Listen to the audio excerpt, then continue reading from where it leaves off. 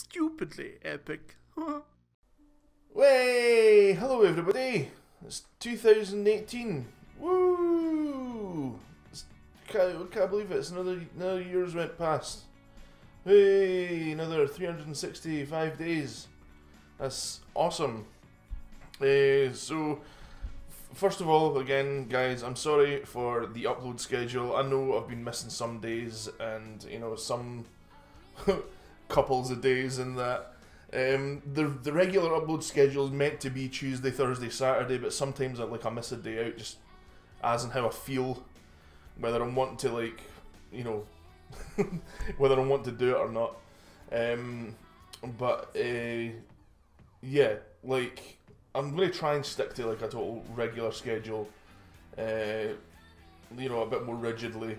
It's just sometimes I just don't feel up to it, and I'd rather, like I'd mentioned in a previous video, I'd rather do this for fun, at least at this point, until I get a regular steady amount of viewers or whatever like that.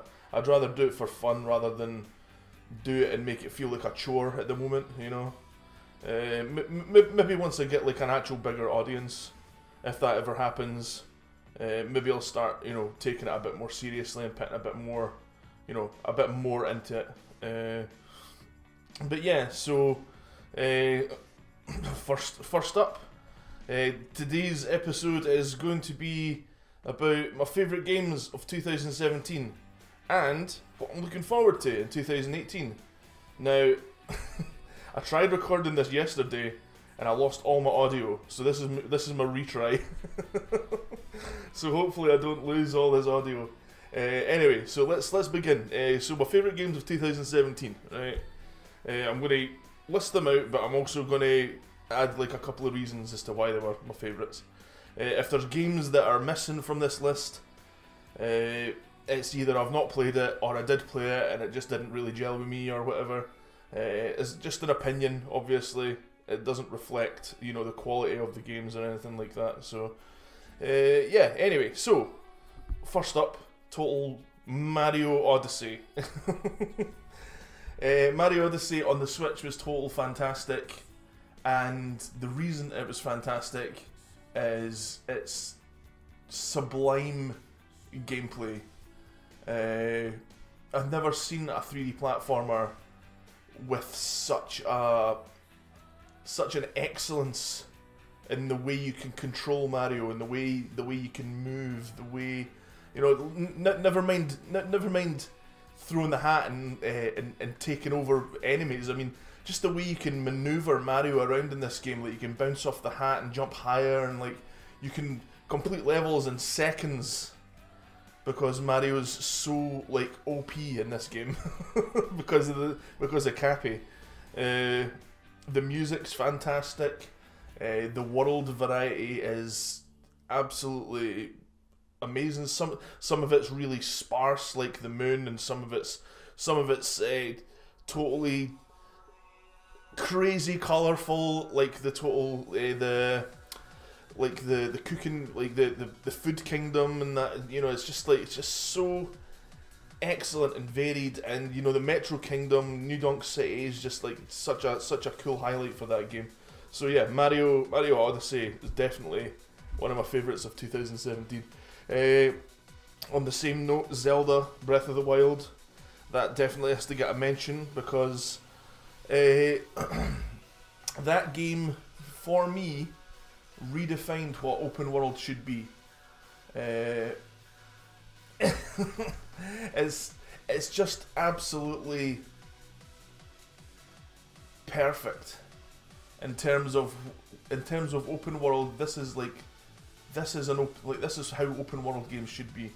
I played Horizon this year, but I felt even though that the map is technically smaller than Zelda, I felt it was just overwhelming. There was too much things to look at and too much things to do in the game, whether it was side missions, whether it was collectibles.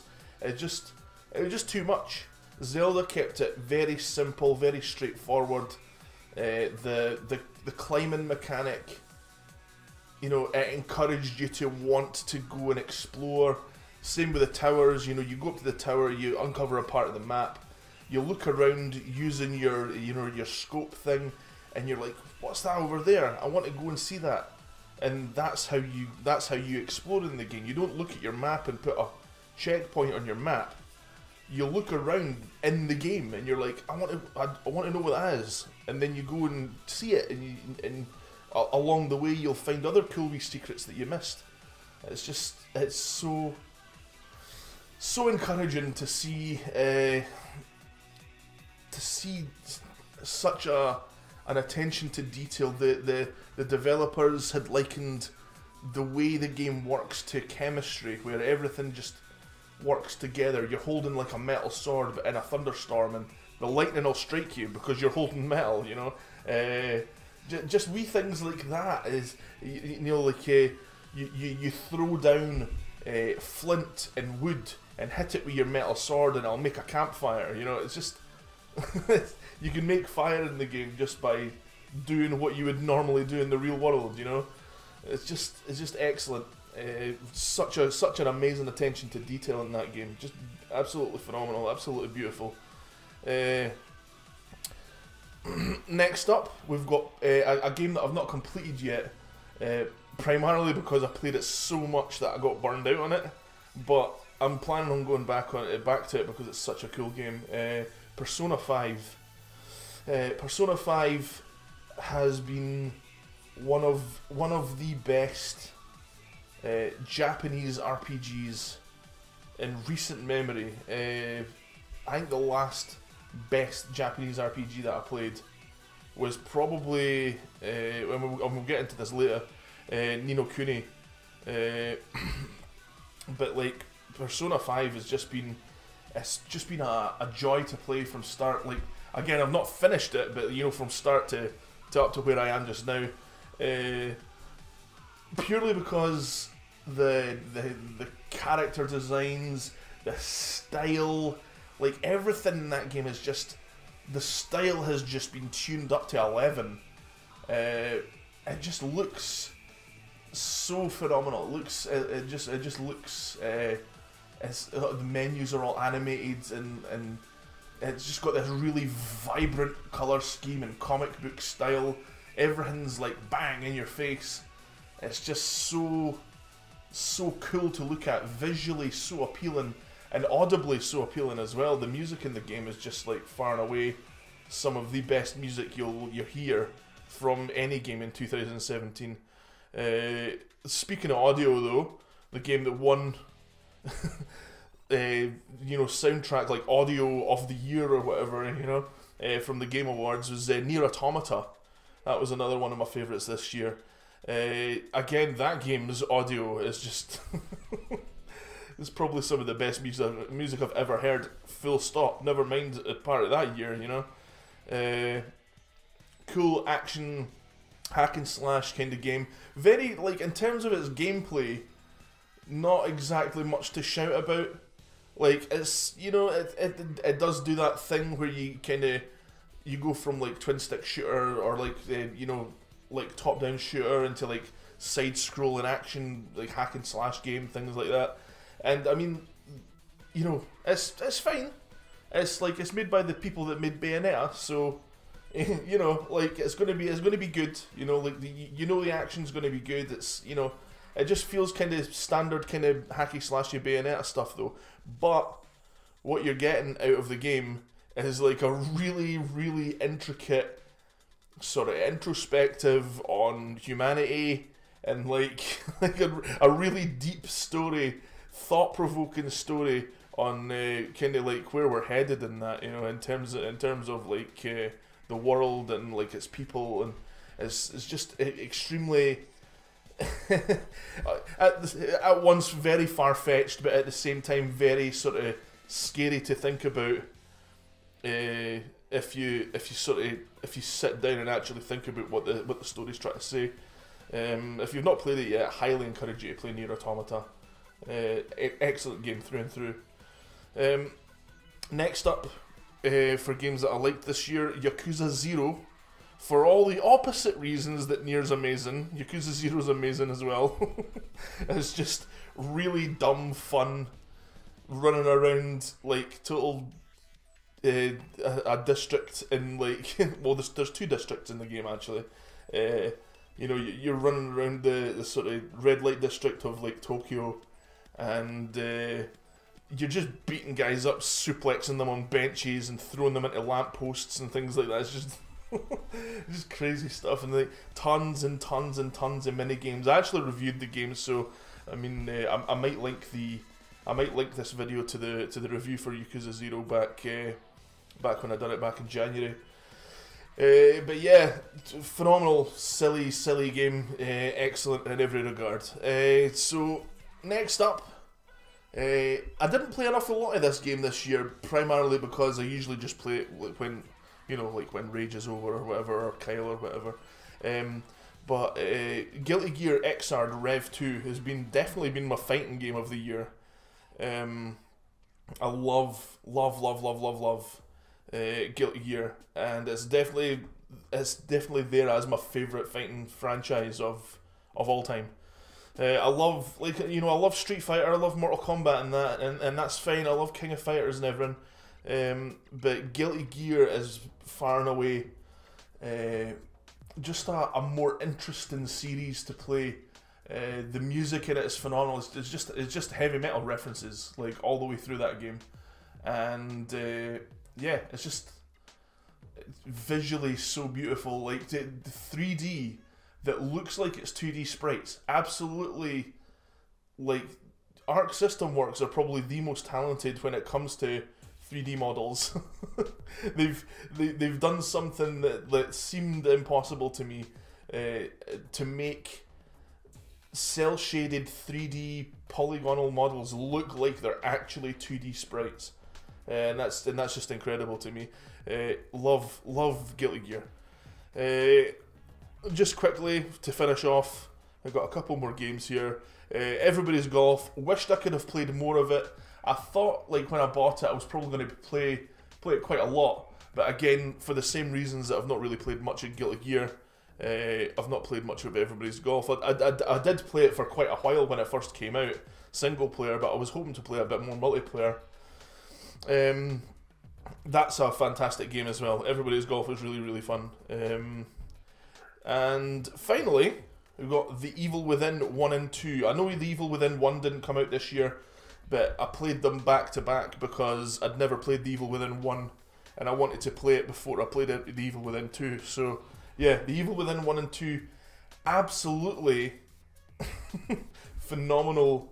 Both of them really good. I think I prefer The Evil Within 1 a bit more, purely because I really liked the sort of linear kind of focus of the story.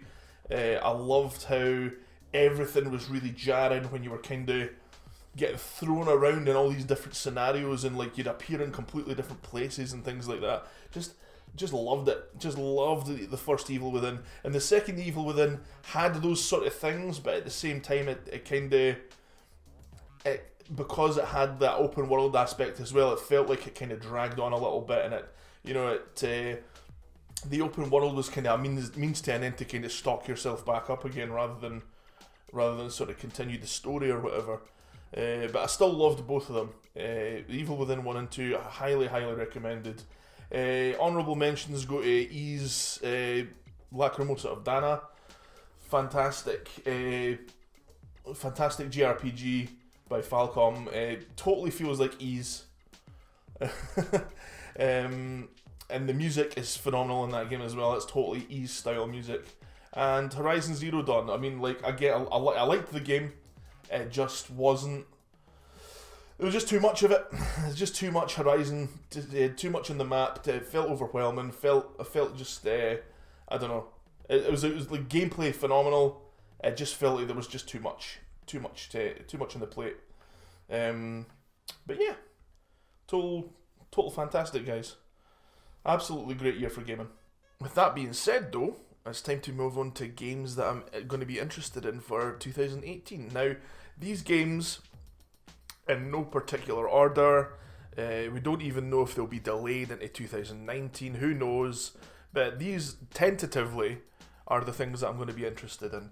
This also might be maybe, depending on my funds, might be the year that I get PlayStation VR as well. So even though my eyesight's not very good, I'm hoping to get some PlayStation VR in the house so that whenever I do have company, we can have like a lot of fun with that. That definitely seems like something that's on the table as well. So let me see what I've got here. First and foremost, Ni no Kuni 2.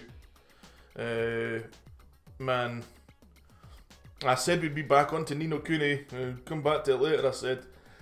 Ni no Kuni 1 was just probably one of the best examples of the Japanese RPG back when I played it. It felt like I was playing Final Fantasy VII again for the first time. The world map, the music, the cities that you can visit, just how you it just felt like a classic Japanese RPG, but brought into that sort of PlayStation 3 generation. It felt so good, and Level 5 are absolute geniuses when it came to developing that game. I mean, like, my only other interaction with Level 5 was Professor Layton, which I don't really play that much of, and White Knight Chronicles, which I didn't really like, and I didn't really play all that much of either. So, I mean, like, there's probably other games that I've played that I can't recall right now that's by Level 5, but Level 5 developing that Ni no Kuni 1, absolutely gorgeous game, and I want so much right now to have Ni no Kuni 2 in my hands right now, because it looks like it's going to be totally crazy good. So yeah, I'm looking forward to Ni no Kuni 2. Revenant Kingdom. Next up, Monster Hunter. Monster Hunter World comes out this month, January. The end of January it's coming out.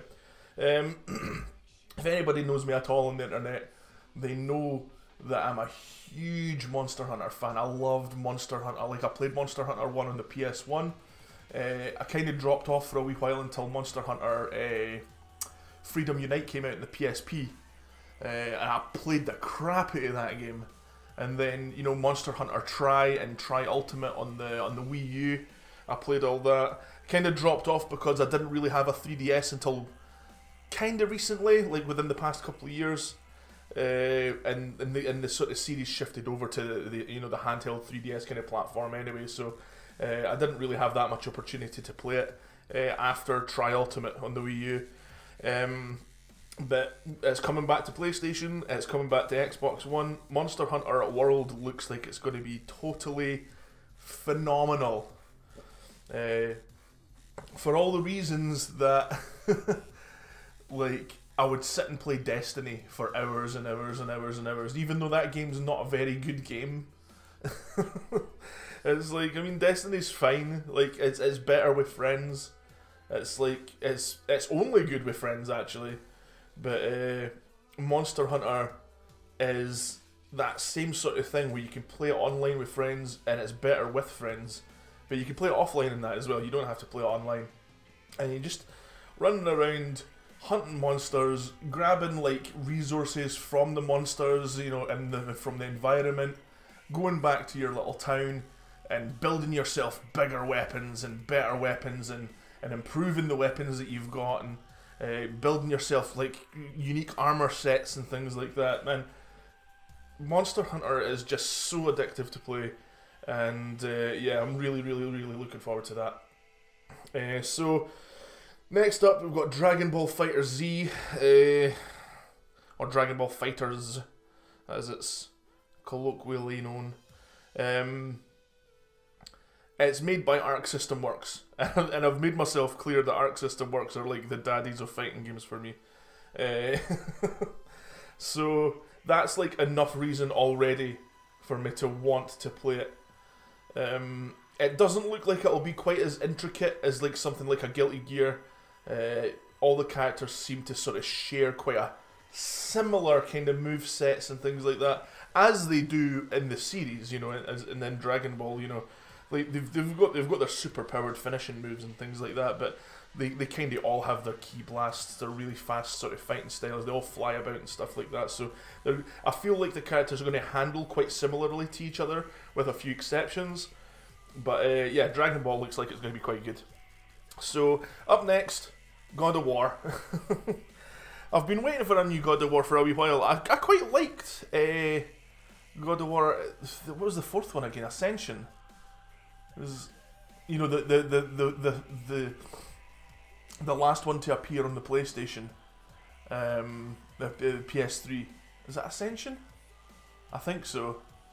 But yeah, anyway, I actually liked that one. I thought that was quite good. Like, an awful lot of people were kind of like, "Oh, you're kind of phoning it in now." But like, no, I thought it was quite good.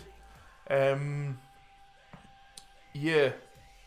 I'm looking forward to seeing the story continue from a new perspective, though, because it's continuing the story of God of War, but it's in a completely unique location.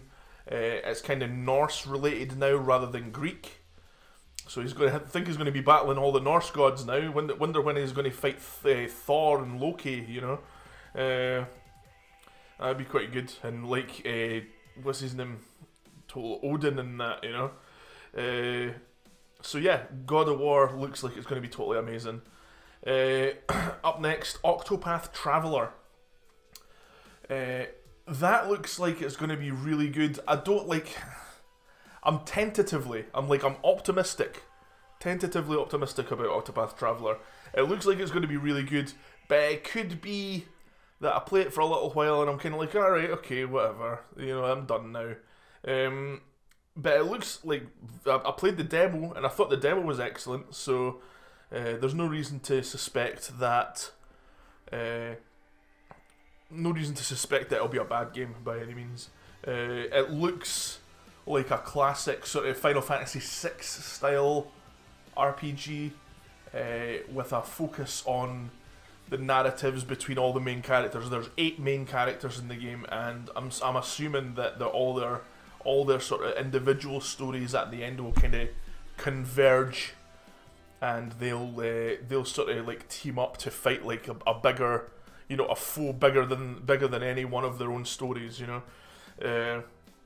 So Octopath Traveler, that's also a working title. It's not finalized by any means. It might come out as Octopath Traveler, who knows? But like, yeah, they're saying right now it's just tentative. Red Dead Redemption 2. For all the reasons I don't like Horizon.